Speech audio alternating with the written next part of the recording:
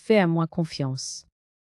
Il avait prononcé ces mots d'une voix douce, presque tendre, comme on pose une main sur une épaule pour rassurer.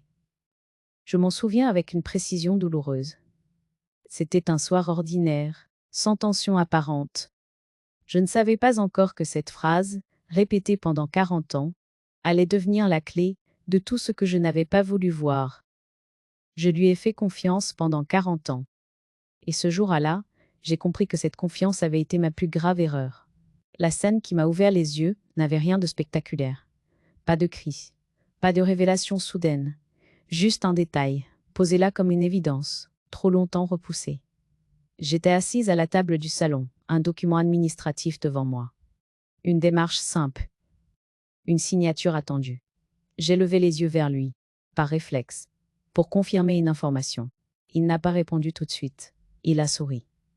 Puis il a dit, calmement, « Ne t'inquiète pas, j'ai tout géré. Fais à moi confiance. » Cette fois, Allah, quelque chose s'est fissuré. Pas en lui, en moi. J'ai senti un froid étrange me traverser, comme si mon corps avait compris avant ma tête. Tout géré. Cette expression, je l'avais entendue des dizaines de fois. Elle m'avait toujours rassurée. Elle signifiait que je pouvais me reposer, que quelqu'un veillait pour moi. Mais ce soir-là, elle sonnait différemment. Elle ne promettait plus une protection. Elle annonçait une exclusion. Je me suis tue, comme toujours, par habitude, par réflexe, par loyauté mal placée. Je me suis levée pour ranger le document.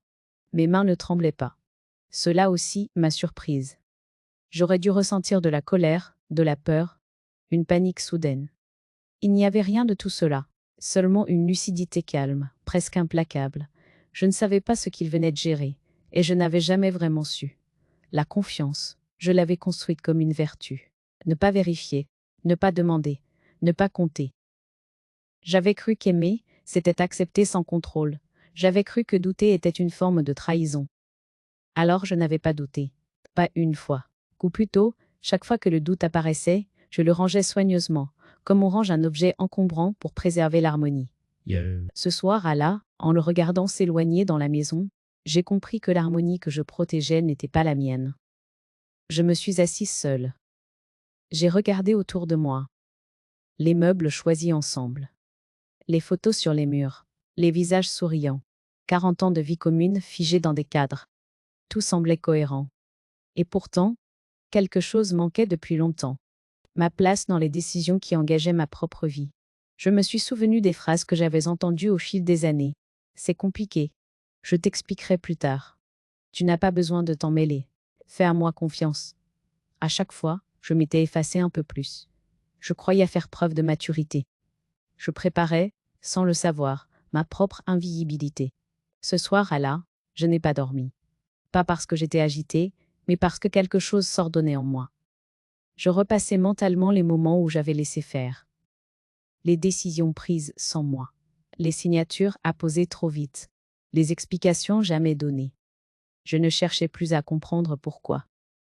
Je constatais simplement que ma confiance avait servi de couverture à des choix que je n'avais jamais validés. Au petit matin, je me suis regardée dans le miroir. J'y ai vu une femme âgée. Oui, mais surtout une femme qui avait passé sa vie à croire que l'amour dispensait de la vigilance. J'ai compris alors que la confiance, sans transparence, n'est pas une preuve d'amour. C'est un risque. Il dormait encore, paisible, certain que rien ne changerait. Cette certitude m'a frappé plus violemment que n'importe quelle trahison. Il ne craignait rien. Parce qu'il savait que je lui avais toujours fait confiance. Je n'ai rien dit, pas encore. Les confrontations immédiates servent rarement ceux qui découvrent. J'avais besoin de temps, pas pour pardonner, pour voir, pour comprendre, pour reprendre, enfin, ce que j'avais abandonné trop longtemps, mon droit de savoir. Ce matin-là, sans éclat, sans annonce, j'ai cessé d'être une femme qui croit sur parole. Je suis devenue une femme qui observe. Je lui avais fait confiance pendant 40 ans. Et pour la première fois, je me suis demandé ce que cette confiance m'avait réellement coûté. Avant ce soir-là, avant cette phrase qui avait cessé de me rassurer, il y avait eu la vie d'avant. Une vie que j'ai longtemps décrite comme simple et heureuse, sans jamais prendre le temps de l'examiner de trop près. Je disais souvent que je n'avais pas eu de chance extraordinaire, mais que j'avais eu de la stabilité. Et pour moi, à l'époque, c'était déjà beaucoup. Je l'ai rencontré jeune. J'étais impressionnée par son assurance tranquille, sa manière de parler peu mais de décider vite. Il semblait savoir où il allait. J'aimais cette certitude. Elle me donnait l'impression que je pouvais me reposer sur lui, que je n'aurais pas à porter le poids de tout. Quand il me disait «laisse à moi faire», j'entendais «je te protège». Nous nous sommes mariés sans éclat, mais avec conviction. Une cérémonie modeste, des promesses simples. J'ai cru à ces promesses. J'y ai cru sans réserve. La confiance était mon langage. Je pensais que vérifier, demander des comptes, était une marque de défiance. Alors, je ne demandais rien. La maison est venue vite, puis les enfants. J'ai naturellement pris la place que je connaissais. Organiser le quotidien, maintenir l'équilibre, anticiper les besoins. Lui travaillait beaucoup. C'était vrai. Il parlait d'investissement, de dossiers, de décisions importantes. Je l'écoutais sans toujours comprendre les détails, mais je hochais la tête. Je lui faisais confiance. Il savait ce qu'il faisait, pensait à jeu. Et surtout, il savait mieux que moi. Les années ont passé ainsi, sans heurts apparents. Quand une décision devait être prise, il la prenait. Quand un papier devait être signé, il me le présentait déjà prêt. C'est plus simple comme ça. Mais je signais, sans lire parfois, parce que je croyais que l'amour dispensait de la méfiance. Je me souviens de moments où une question me traversait l'esprit. Une hésitation brève, presque honteuse. Pourquoi ce compte? Pourquoi ce changement? Mais je repoussais aussitôt ces pensées. Je ne voulais pas être cette femme soupçonneuse. Je voulais être celle qui soutient. Quand les enfants étaient petits, la maison était pleine. Les journées trop chargées pour réfléchir. Je remplissais les silences par l'action. Lui était souvent absent, mais je justifiais. Comme il travaille pour nous. Il se sacrifie. Je le disais aux enfants. Je le disais à moi-même. À force de le répéter, cela devenait vrai. Avec le temps, j'ai commencé à sentir un léger décalage. Pas une alerte. Une sensation diffuse. Les décisions le concernaient de moins en moins directement. On m'informait après coup. Toujours avec bienveillance. Toujours avec cette phrase rassurante. Ne t'inquiète pas, j'ai tout prévu. Je croyais être épargnée. En réalité, j'étais écartée. Quand les enfants ont quitté la maison, le silence a pris plus de place. C'est souvent là que la vérité commence à respirer. J'ai cru que nous allions enfin nous retrouver, parler, partager autrement. Ah, mais au lieu de cela, il est devenu plus fermé, plus secret. Et moi, plus prudente encore dans mes questions. Je regardais notre vie comme un ensemble cohérent. 40 ans, ce n'est pas rien. On n'imagine pas que tout puisse reposer sur un déséquilibre ancien. On préfère croire que ce que l'on n'a pas vu n'existait pas. Aujourd'hui, en repensant à cette vie d'avant, je ne la méprise pas. Elle a été réelle. Elle a porté des moments sincères, des joies simples, des souvenirs que je garde. Mais je sais désormais qu'elle reposait sur une condition tacite. Ma confiance totale, jamais interrogée. Je lui ai fait confiance parce que je croyais que c'était la preuve de mon amour. Je ne savais pas encore que cette confiance avait surtout permis à l'autre de décider seul, pendant que je me contentais de croire. La vie d'avant n'était pas un mensonge. Alors, elle était une vérité partielle. Et j'avais accepté de vivre dans cette partie-là, sans jamais demander ce qui se trouvait derrière. Les premiers signes n'ont pas pris la forme d'un choc. Ils se sont installés doucement, presque poliment, comme si l'on me demandait mon accord tacite pour exister. À ce moment-là, je n'aurais jamais parlé de rejet. J'aurais dit une évolution, une période, les années qui passent. J'avais appris à choisir des mots qui n'accusent pas, surtout pas celui que j'aimais. Tout a commencé par des silences, pas des silences lourds ou hostiles, des silences pratiques. Je parlais, il acquiesçait distraitement, parfois sans lever les yeux. Quand je m'arrêtais, il ne s'en rendait pas toujours compte. Tu disais quelque chose, je répétais, ou je souriais et je laissais tomber. Peu à peu, je parlais moins. Puis il y a eu cette manière nouvelle de décider sans. Moi, toujours avec douceur. J'ai déjà réglé ça. C'était plus simple ainsi. Ces phrases semblaient bienveillantes. Elles étaient dites pour me rassurer. Mais à force de les entendre, j'ai compris qu'elles faisaient autre chose. Elles me retiraient lentement du centre. Je n'étais plus consultée. J'étais informée. Quand je posais une question, même simple, je sentais une légère impatience. Soit tu t'inquiètes pour rien. Fais-moi confiance. Cette dernière phrase revenait souvent. Trop souvent. Elle mettait fin à la conversation, avant même qu'elle ne commence. Elle suggérait que le problème n'était pas ce qu'il faisait, mais mon besoin de comprendre. Alors je me taisais, parce que je ne voulais pas être celle qui doute. Les humiliations n'étaient jamais directes. Elles se glissaient dans l'humour, dans les remarques anodines. Tu devrais noter, tu oublies parfois. Tu sais, ce n'est pas très important pour toi. Non, on riait. Moi aussi. Parce que ne pas rire aurait créé un malaise. Et j'avais passé ma vie à éviter les malaises. Mais chaque rire m'éloignait un peu plus de ma propre perception. Je commençais à douter de ma mémoire, de mon ressenti, de ma légitimité à poser des questions. Il y a eu aussi les regards. Pas méprisants, absents. Quand je racontais quelque chose, il consultait son téléphone. Quand je proposais une idée, il hochait la tête sans répondre. Je me disais qu'il était fatigué, qu'il avait beaucoup à gérer. Je trouvais toujours une explication qui le protégeait. Les enfants, sans le vouloir, ont suivi le mouvement. Ils se tournaient vers lui pour les décisions importantes. Papa a dit que... Je l'entendais souvent. Je ne protestais pas.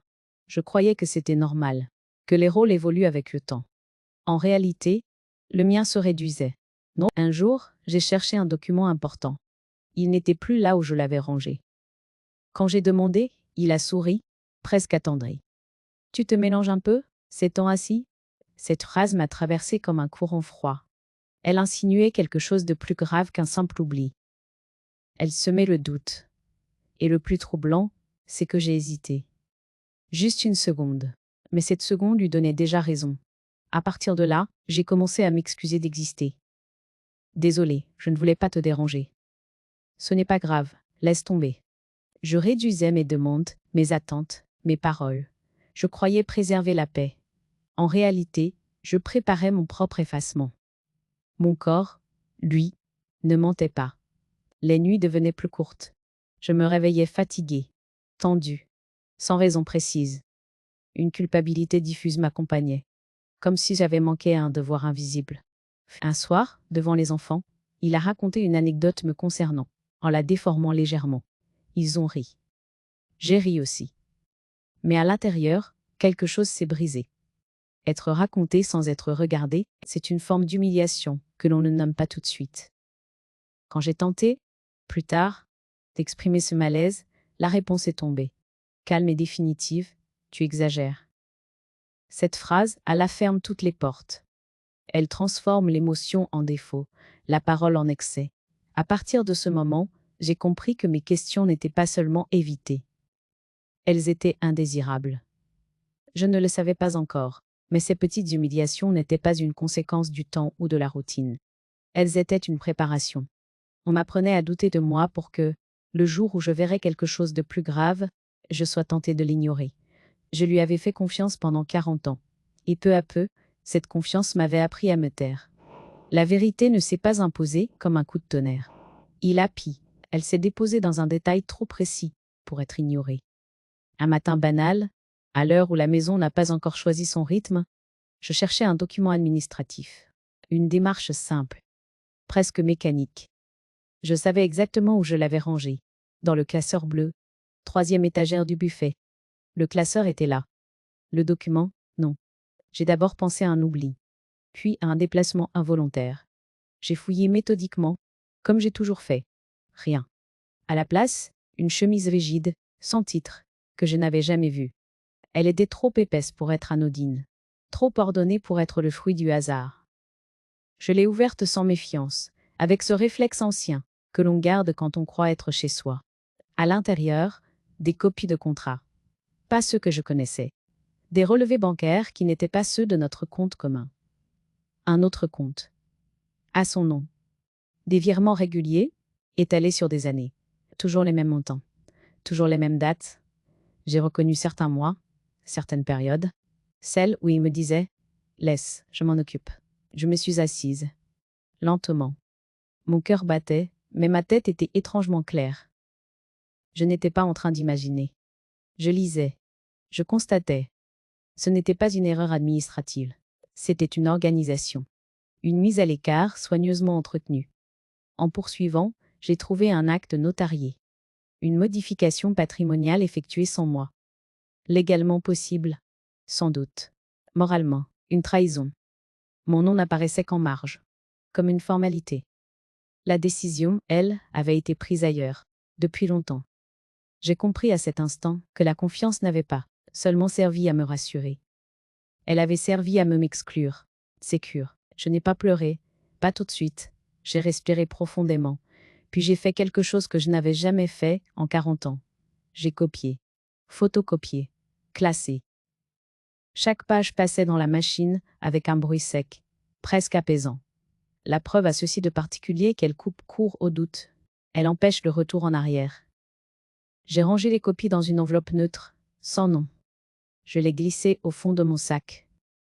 Puis j'ai remis chaque document exactement à sa place. La chemise, le classeur, l'étagère. Rien ne devait trahir mon passage. J'avais compris que l'injustice prospère quand elle se croit invisible. Le soir même, il est rentré. Comme toujours. Calme. Sûr de lui. Il m'a demandé si tout allait bien. Oui. C'était la première fois que je lui mentais consciemment. Et ce mensonge Allah ne m'abaissait pas. Il me protégeait. Les jours suivants ont confirmé ce que j'avais vu. Un bijou transmis par ma mère avait disparu de sa boîte habituelle. Quand j'ai demandé, il a souri, presque amusé. Tu l'as sûrement rangé ailleurs. Cette phrase m'a traversée sans me faire douter. Je savais désormais reconnaître le mécanisme. J'ai cherché. J'ai retrouvé le bijou dans un tiroir du bureau, prêt à être déplacé. Comme si un tri avait déjà commencé. Ce qui resterait ici, ce qui partirait ailleurs, sans moi. C'est à cet instant précis que la peur m'a quitté, définitivement. Elle a laissé place à une décision calme, presque froide. Il ne s'agissait plus d'un malentendu conjugal. Il s'agissait d'une dépossession, d'une certitude ancienne, celle que je signerais, que je croirais, que je ne demanderais rien. Je me suis regardée dans le miroir ce soir-là. J'ai vu une femme âgée. Oui, mais surtout une femme qui avait vécu assez longtemps pour reconnaître un système quand elle en voyait un. On confond trop souvent l'âge avec la faiblesse. L'âge donne parfois la lucidité que la jeunesse n'a pas encore. Oui. Je n'ai pas confronté mon mari. Pas encore. Les confrontations précipitées servent toujours ceux qui ont l'habitude de décider seuls. J'ai choisi le silence. Mais un silence différent. Un silence informé, structuré, décidé. Il ne s'agissait plus de croire ou de pardonner. Il s'agissait de me réapproprier ce qui m'avait été retiré sans bruit. Ce jour-là, sans cri, sans éclat, j'ai cessé d'être la femme qui signe par confiance. Je suis devenue celle qui dit, qui vérifie, qui sait. Et j'ai compris que, après 40 ans, la confiance aveugle n'était plus une vertu. C'était un risque que je n'étais plus prête à prendre. À partir de ce jour-là, mes nuits ont changé. Elles ne servaient plus à récupérer, mais à comprendre. Je me couchais tôt et je restais éveillée longtemps, immobile, les yeux ouverts, dans l'obscurité. Je n'étais ni agitée, ni en colère. J'étais attentive. Comme si, pour la première fois, je m'autorisais à écouter ce que mon corps savait depuis longtemps. Je repassais les années une à une, non pour me reprocher quoi que ce soit, mais pour identifier le moment exact où j'avais cessé d'être actrice de ma propre vie. Je comprenais alors que la trahison n'était pas survenue soudainement. Elle s'était installée progressivement, nourrie par ma confiance, entretenue par mon silence, rendue possible par ma peur de déranger. La question n'était plus « Pourquoi m'a-t-elle fait cela ?» La vraie question était devenue « Comment ai-je pu accepter si longtemps de ne pas savoir ?» Cette interrogation ne me culpabilisait pas. Elle m'éclairait. Je voyais enfin la différence entre la bonté et l'effacement. J'avais confondu la patience avec la résignation. J'avais cru que l'amour exigeait de fermer les yeux. En réalité, il exigeait de les ouvrir, au moins sur soi. Un matin, avant l'aube, je me suis installée à la table de la cuisine avec un carnet. Un carnet ordinaire, sans valeur sentimentale. Je n'y écrivais pas pour me confier, mais pour ordonner. Les dates, les signatures, les décisions prises sans moi. Les phrases exactes qu'il utilisait pour me faire taire. Tu exagères, ce n'est pas important. Fais à moi confiance. Les coucher sur le papier leur retirait leur pouvoir. Elles devenaient ce qu'elles étaient réellement. Des outils. Je notais aussi mes propres réactions. Les moments où j'avais hésité. Les fois où j'avais renoncé à poser une question. Pas pour me juger, mais pour comprendre mon mécanisme intérieur. Je découvrais une femme loyale, oui, mais surtout une femme qui avait appris très tôt que la paix familiale passait avant sa propre clarté. Je priais parfois. Pas comme avant. Je ne demandais plus que les choses s'arrangent, ni que quelqu'un change. Je demandais de la tenue. La capacité de rester droite sans durcir mon cœur, de ne pas transformer la lucidité en amertume. Cette prière Allah me rendait plus calme que toutes les promesses. Dans la maison, je continuais à agir comme si de rien n'était. Je préparais les repas, je rangeais, je répondais avec douceur. Il ne remarquait rien. Cette invisibilité, qui m'avait si souvent blessée, devenait une protection. On ne surveille pas celle que l'on croit acquise. On ne soupçonne pas celle qui se taise depuis toujours. Par moments, le doute tentait de revenir. Et si tu te trompais? Et si ce n'était pas si grave? Alors j'ouvrais l'enveloppe où j'avais rangé les copies. Les dates. Les signatures. La réalité ne laissait aucune place à l'illusion. Je n'étais pas folle. Je n'exagérais pas. Je voyais enfin. Je me suis surprise à éprouver de la compassion pour celle que j'avais été, pas de la pitié, de la reconnaissance. Elle avait tenu, elle avait protégé, Ali craint, elle avait cru pour deux. Aujourd'hui, une autre tâche m'attendait. Me protéger moi-même, sans bruit, sans cri, sans revanche spectaculaire. Un soir, en me regardant dans le miroir, j'ai vu une femme différente. Les traits étaient les mêmes, mais le regard avait changé. Il n'était plus en attente. Il était posé. Présent. Je n'avais plus besoin qu'on me rassure. Je n'avais plus besoin qu'on me dise « fais à moi confiance ». Je savais désormais à qui je devais cette confiance. Je n'ai pas parlé. Pas encore. Les révélations précipitées servent souvent ceux qui ont préparé leur défense depuis longtemps. Moi, je n'avais pas besoin de convaincre. J'avais besoin d'être prête.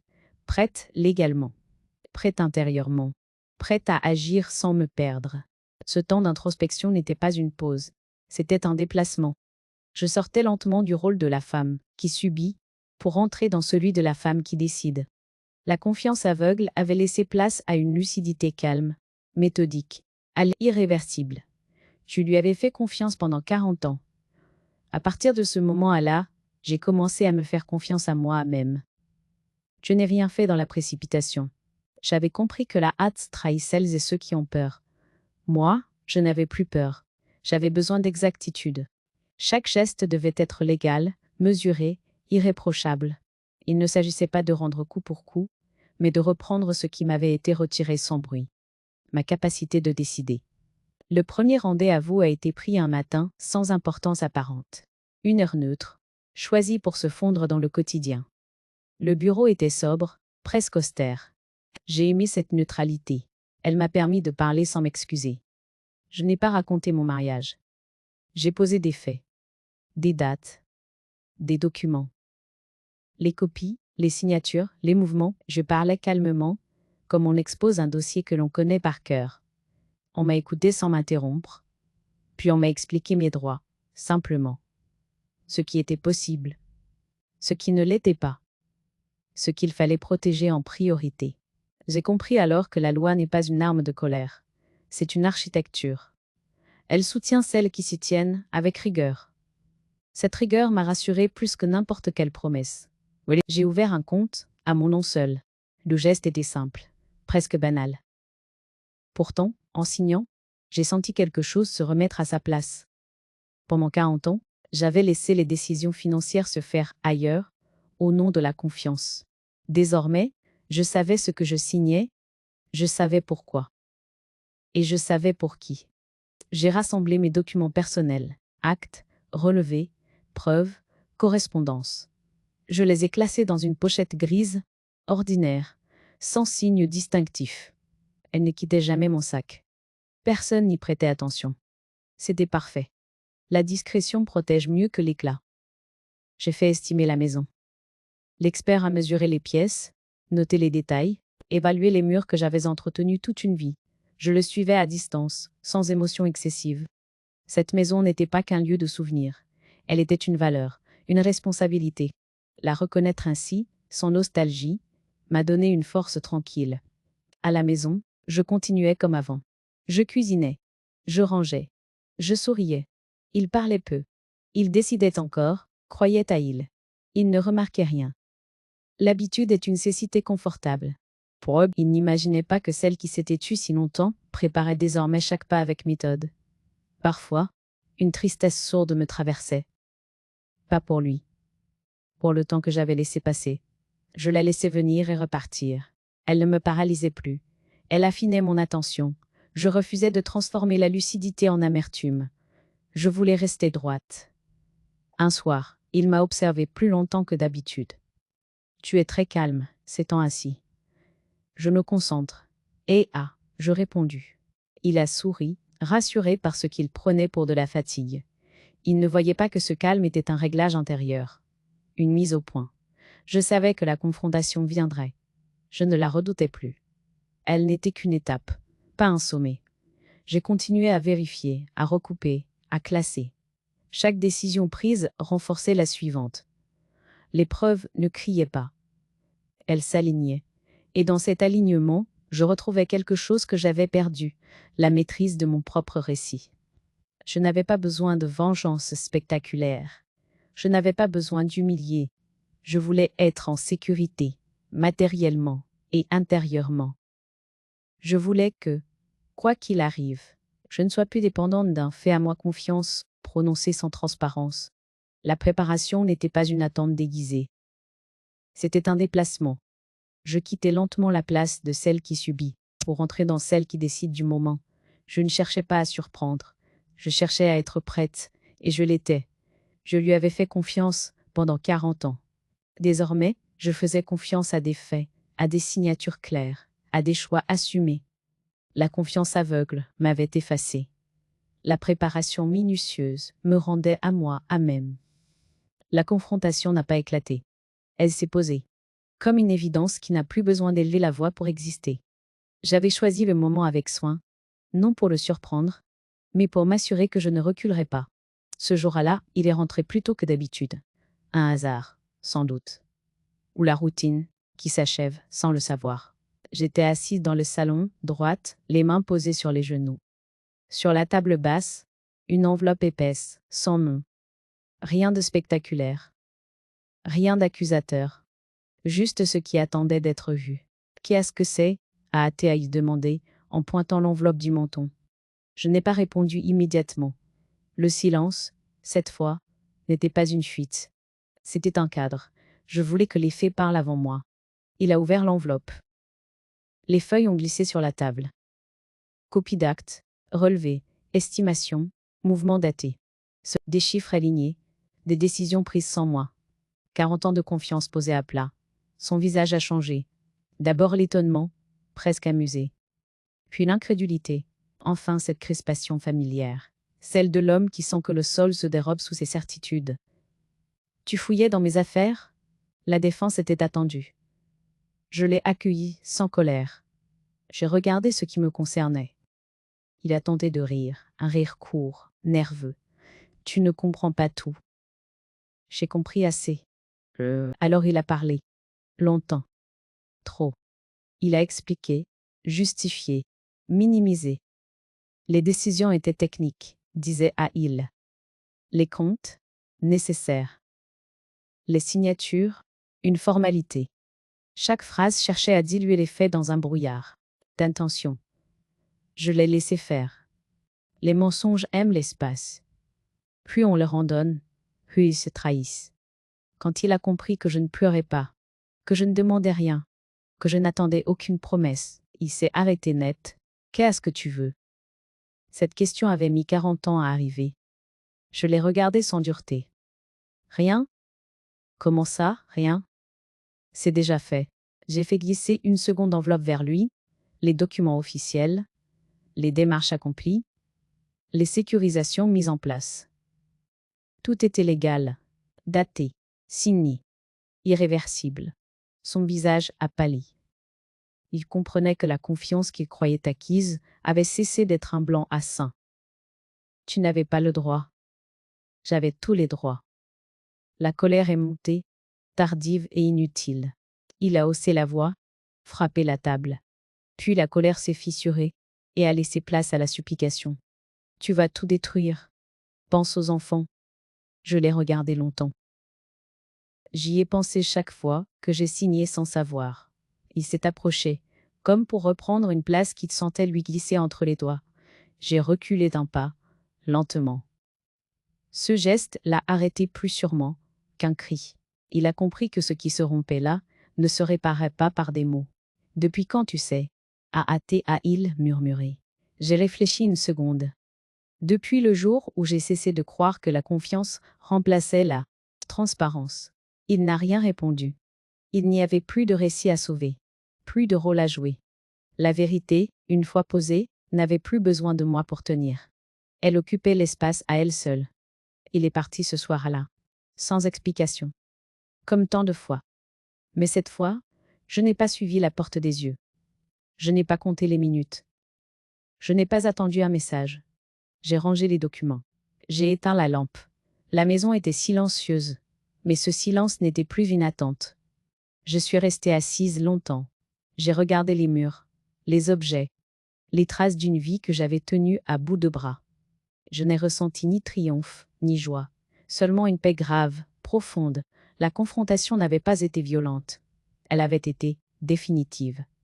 J'ai compris alors que le piège ne s'était pas refermé sur lui, mais sur l'illusion, celle que la confiance aveugle protège. Celle que l'on peut décider seul, sans conséquence. Celle que mon silence serait éternel. Ce soir, sans élever la voix, j'avais repris ce qui m'avait été retiré lentement, ma place. Et pour la première fois depuis longtemps, je n'attendais plus qu'on me rassure. La vérité ne s'est pas arrêtée à la porte du salon. Elle a continué sa route, portée par des récits incomplets, des silences chargés, des versions arrangées. Je l'ai compris, dès les premiers appels. Des voix prudentes, des phrases hésitantes, comme si chacun cherchait à se positionner avant même de chercher à comprendre. No, notre fils aîné a appelé le premier. Sa voix était tendue, contenue. Papa dit que tu as tout fait sans prévenir. Le mot sans prévenir m'a frappé. Il transformait 40 années d'exclusion en un geste soudain, presque capricieux. J'ai respiré lentement. J'ai fait ce que j'avais à faire pour me protéger. Il n'a pas répondu tout de suite. Le silence, cette fois, pesait de l'autre côté. Les jours suivants, les récits se sont multipliés. Il avait parlé aux enfants avant moi. Il avait expliqué ses décisions comme des nécessités techniques, ses signatures comme des formalités, mon geste comme une trahison tardive. Rien de grave, disait-il. Juste une réaction excessive. La stratégie était ancienne. Déplacer la question du fond vers la forme, du système vers l'émotion. Ma fille a appelé à son tour, elle pleurait. Pas contre moi. Contre l'effondrement d'une image qu'elle avait portée longtemps. Je ne sais plus qui croire. Tu n'as pas à choisir, et ai-je répondu doucement. Tu as le droit de regarder. Je n'ai pas brandi les preuves. Je n'ai pas récité les dates. Je savais que la vérité ne se transmet pas comme un dossier. Elle se dépose. Elle demande du temps. Je refusais d'utiliser les mêmes armes que celles qui m'avaient tenu à l'écart. La pression, l'urgence, la peur. Certains proches ont pris parti sans me consulter. D'autres ont proposé de réparer, de recoller, comme si l'essentiel était de préserver une façade. On m'a reproché la méthode, jamais les faits. Tu aurais dû en parler. Tu aurais pu attendre. Attendre quoi? Une autre signature? Une autre décision prise sans moi? J'ai compris que l'on attendait de moi un dernier service. Protéger encore l'équilibre familial, même au prix de mon effacement. Il a tenté de revenir vers moi par leur intermédiaire. Des regrets vagues, des promesses floues. Toujours cette manière d'éviter les chiffres, les documents, les dates. On peut arranger, disait Aïl. Ce n'était pas si grave. La gravité, pour lui, semblait se mesurer à l'intensité du conflit, jamais à la durée de l'organisation. Je n'ai pas répondu. Le silence, cette fois, n'était pas une fuite. C'était une frontière claire. La maison s'est vidée peu à peu, des réunions annulées, des habitudes suspendues. Je circulais dans les pièces sans nostalgie excessive. Chaque mur me rappelait ce que j'y avais donné. Les explications fournies aux enfants, les décisions acceptées sans comprendre, les nuits passées à croire que la confiance suffisait. Je ne voulais plus réparer ce qui ne m'appartenait plus. Des amis se sont éloignés, mal à l'aise face à une vérité qui bousculait leur certitude. D'autres se sont rapprochés avec une bienveillance discrète. Je notais, sans juger. Les ruptures révèlent toujours des lignes invisibles. Elles disent qui peut entendre sans exiger le silence. Il est revenu chercher quelques affaires. La rencontre a été brève. Pas de cris, pas de reproches. Il évitait mon regard. J'ai compris alors que la perte la plus douloureuse n'était pas la mienne. C'était celle de l'impunité qu'il croyait acquise. La confiance aveugle avait longtemps servi de couverture. Plus maintenant. Le soir, seul, j'ai mesuré l'ampleur de ce qui venait de se produire. La famille n'était pas détruite. Elle était dévoilée. Les rôles n'étaient plus protégés par l'habitude. Chacun devait désormais faire face à ce qu'il savait, à ce qu'il refusait encore de voir. Je me suis senti à distance de ce chaos, mais pas exclu. Délivré. La solitude qui s'annonçait n'était pas un vide, c'était un espace dégagé. Un espace où je n'aurais plus à me taire pour préserver une harmonie qui ne m'incluait plus. Ce jour-là, j'ai compris que dire non, même tard, a des conséquences. Certaines font mal. D'autres libèrent. J'acceptais les deux. Parce que pour la première fois, depuis longtemps, ces conséquences étaient le résultat d'un choix assumé. Et ce choix-là, je ne le regrettais pas. Je suis partie sans annoncer de date. J'avais appris que prévenir trop tôt, c'était offrir à l'autre le temps de négocier. J'ai fermé la porte un matin clair, avec ce geste lent qui ne ressemble ni à une fuite, ni à une victoire. La maison derrière moi n'était plus un refuge. Elle était devenue un lieu de passage, saturé de décisions prises ailleurs. J'y laissais les souvenirs, pas ma dignité retrouvée. Le nouvel endroit était simple, presque modeste. Un appartement lumineux, à distance raisonnable de la mer. J'aimais cette distance, assez proche pour respirer, assez loin pour ne pas dépendre. J'ai posé mes affaires sans les déballer tout de suite. J'avais besoin de sentir l'espace avant de l'habiter. Le silence n'y pesait pas. Il s'offrait. Les premiers jours, j'ai dormi profondément. Un sommeil dense, sans rêve, comme si mon corps rattrapait des années de veille silencieuse. Je me réveillais sans cette tension familière dans la poitrine, sans l'urgence de vérifier, d'anticiper, de réparer. Le matin, je faisais un café et je m'asseyais près de la fenêtre. Personne n'attendait une réponse. Personne n'attendait une signature. Cette absence d'attente avait la saveur d'une liberté tardive, mais réelle. Je me suis mise à marcher, longtemps, chaque jour, sans but précis. Le mouvement ordonnait mes pensées. La mer, avec sa régularité indifférente, me rappelait que tout ne dépend pas de nous et que c'est parfois un soulagement. Face à l'horizon, les 40 années de confiance aveugle perdaient leur emprise. Elles devenaient un fait, pas une condamnation. J'ai redécouvert les gestes simples, choisir l'heure du repas, décider du rythme de la journée, lire sans surveiller le temps. Je n'avais plus à justifier mes envies ni mes refus. Cette autonomie tardive avait un goût doux à amer. Elle me réjouissait autant qu'elle me rappelait ce que j'avais longtemps différé. Je l'acceptais sans me juger.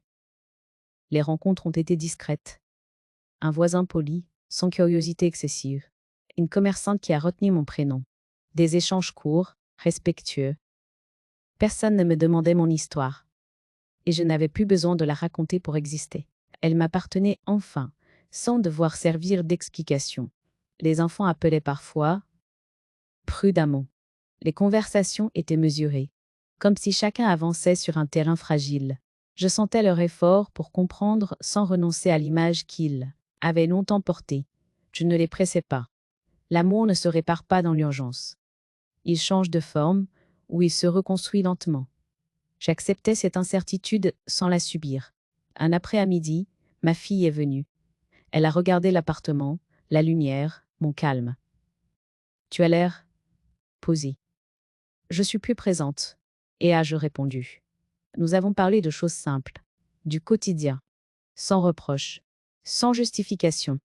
Le silence entre nous n'était plus une distance. Il était une respiration partagée. Il était peut-être qu'un lien nouveau se dessinait. Peut-être pas. Je n'attachais plus ma paix à une promesse. La tristesse revenait parfois, surtout le soir. Elle ne me surprenait plus. Je la laissais passer, sans chercher à la corriger. Elle faisait partie du prix. On peut être triste et libre à la fois. Cette vérité-là m'apaisait. Je me suis interrogée sur le pardon. Pas celui que l'on accorde pour préserver une façade, mais celui que l'on s'accorde pour avancer sans être entravé. J'ai compris que pardonner ne signifiait ni oublier, ni revenir, Cela signifiait déposer le poids pour continuer à marcher droit. Assise face à la mer, un soir, j'ai compris l'essentiel. Je n'avais pas gagné contre un homme.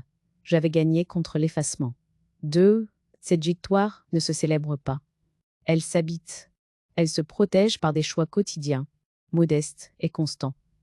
La vie ne devenait pas simple par magie. Elle devenait juste, ajustée à ma mesure. Je n'avais plus besoin de me taire pour préserver une harmonie qui ne m'incluait pas. Je pouvais choisir mes silences. Et ces silences n'étaient plus des renoncements. Je respirais enfin dans une vie qui m'appartenait, sans décision prise à mon insu, sans signature arrachée à la confiance. Les 40 années n'étaient pas effacées, elles étaient intégrées. Et de l'autre côté, il y avait cet espace clair où je pouvais poser mes pas sans regarder derrière. Moi, avec la certitude, tranquille, d'être enfin à la bonne place. Le soir tombe doucement sur l'appartement. La lumière glisse le long des murs sans rien demander, comme si elle savait que je n'attends plus de justification. Je m'assieds près de la fenêtre, les mains posées sur mes genoux, et je laisse le temps passer. Il ne me presse plus. Il ne me devance plus. Il m'accompagne. Je pense à la femme que j'ai été. À celle qui croyait que la confiance suffisait à faire tenir un amour, une famille, une vie entière. Je la regarde sans dureté. Elle n'était pas faible. Elle était fidèle à une idée qu'on lui avait apprise très tôt. Aimer, c'est ne pas douter. Cette idée m'a porté longtemps. Puis, elle m'a enfermée. Il m'a fallu 40 ans pour comprendre que la confiance, lorsqu'elle n'est jamais éclairée par la transparence, devient une abdication silencieuse. Je n'ai pas perdu ces années. Elles m'ont appris la patience, la constance, la capacité de tenir quand tout semble se décider ailleurs, mais elles m'ont aussi appris, tardivement, le prix de l'aveuglement volontaire. On m'a demandé si je regrettais d'avoir agi. Comme si l'on attendait de moi une forme d'excuse pour avoir cessé d'accepter l'inacceptable. Je ne regrette pas d'avoir regardé. Je regrette seulement d'avoir cru si longtemps que ne pas savoir protéger. L'ignorance ne protège pas. Elle reporte la douleur. Elle l'approfondit. Elle la rend plus difficile à nommer. Je n'ai pas cherché à me venger au sens spectaculaire du terme. Je n'ai pas voulu humilier ni écraser. J'ai voulu rétablir une ligne claire entre ce qui m'appartenait et ce que j'avais laissé filer par habitude. La justice que je me suis accordée n'a pas fait de bruit. Elle n'a pas demandé d'applaudissements. Elle s'est inscrite dans des signatures claires, des décisions assumées, des pas mesurés. Aujourd'hui, je choisis mes silences. Ils ne sont plus des refuges imposés, ils sont des espaces de respiration. Je me tais quand il n'y a plus rien à expliquer. Je me tais quand les faits ont déjà parlé. Je me tais parce que ma valeur n'est plus à négocier, ni à prouver. Ce silence là n'est pas une absence. Il est une présence tranquille. Je pense souvent aux femmes qui hésitent encore à poser des questions, à celles à qui l'on a appris que demander, c'est accuser, que vérifier, c'est trahir. Je voudrais leur dire que le doute n'est pas une faute, qu'il est parfois le premier geste de respect envers soi-même, et qu'il n'est jamais trop tard pour reprendre une place que l'on a cédée trop vite. La solitude qui m'entoure aujourd'hui n'est pas un désert. C'est un paysage dégagé. J'y ai installé des habitudes simples, des silences choisis, des rythmes qui me ressemblent. J'y ai retrouvé une dignité que je croyais réservée à celles qui osent plus tôt. Elle était là, pourtant, patiente, en attente. Je regarde le passé sans colère, inutile. Il a tenu son rôle, me conduire jusqu'à ce point de clarté, où je n'ai plus à attendre qu'on me dise « fais à moi confiance ». Je sais désormais à qui je dois cette confiance. Et elle ne dépend plus d'une promesse prononcée sans preuve. Si je laisse une phrase derrière moi, ce n'est ni un reproche, ni une morale sévère. C'est une vérité simple, adressée à celles et ceux qui se taisent trop, longtemps, par amour, par peur, par habitude. Le silence peut enfermer quand il est subi. Mais il peut aussi libérer quand il est choisi, assumé, éclairé. Et lorsqu'il est choisi, il cesse d'être une erreur. Le silence peut aussi être une forme de justice.